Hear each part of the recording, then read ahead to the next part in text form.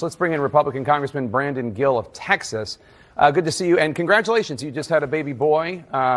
Great news, wonderful news. The most important thing that I will say today, congratulations to your baby boy. So you appear to be for this bill. You say slashing taxes on tips and overtime is a massive tax cut for working families, which is in the bill. What are you saying to some of your Republican colleagues who are against the bill right now? Do you think there's any way that they can come to any sort of agreement so that the bill will get passed today or this week? Well, thanks for having me on. Every single Republican, regardless of which faction you're in, knows that we absolutely have to get this bill done, and the sooner the better. This is a massive piece of legislation.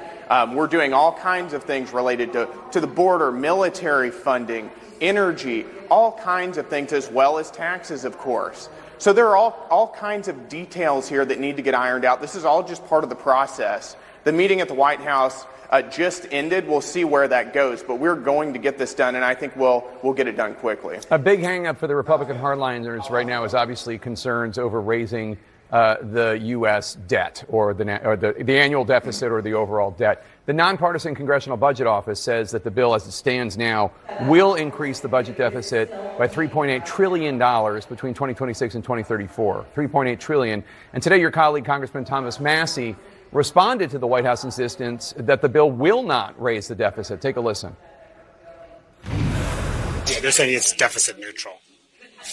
No, that's a joke. That's a joke. That's Thomas Massie. I don't know if you could hear. He said that's a joke, the idea that this is deficit neutral. Do you think this bill will add to the deficit? No, I don't. And let me tell you about the CBO numbers that they put out. Those numbers are based on a 1.8% GDP growth rate that the CBO came up with. We think that is far too low. It does not adequately take into account the dynamic feedback, the economic growth that tax cuts create. On the Budget Committee, we assumed a 2.6% GDP growth rate, which we believe is conservative, particularly given the deregulatory regime that the president has pushed through over the past few months. We believe that number is historically rooted. And under a 2.6% assumption, this bill actually reduces net deficits by over $170 billion over the next 10 years.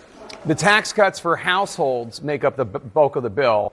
But because rich households have higher taxable incomes, lowering rates by about the same size across the income brackets just definitionally means larger savings for the wealthy. A senior fellow at the center-right think tank, the Manhattan Institute, told the Washington Post that roughly 30% of the benefits of this bill would go to companies and people earning more than $400,000 per year. Does that give you any pause at all? No, and let me tell you what this bill also does is it provides funding for the border to secure our border, to fund deportations, which helps our working class. The CBO even last year estimated that the mass importation of illegal aliens that we saw under the Biden administration reduces wages for working class workers. That's a problem. We're fixing that in this budget deal. One other thing we're doing is we've seen outside estimates, saying that this bill will increase take-home income for your average family by $13,000. That's a huge win for the American people, regardless of which income bracket you're in. This is a good bill for our working class. It's a good bill for all Americans. Congressman, before you go, what's the name of your little boy? Winston Joseph Gill. Great name. Love it. Republican Congressman Brandon Gill of Texas. Thanks so much. Appreciate it. Thanks, Jake.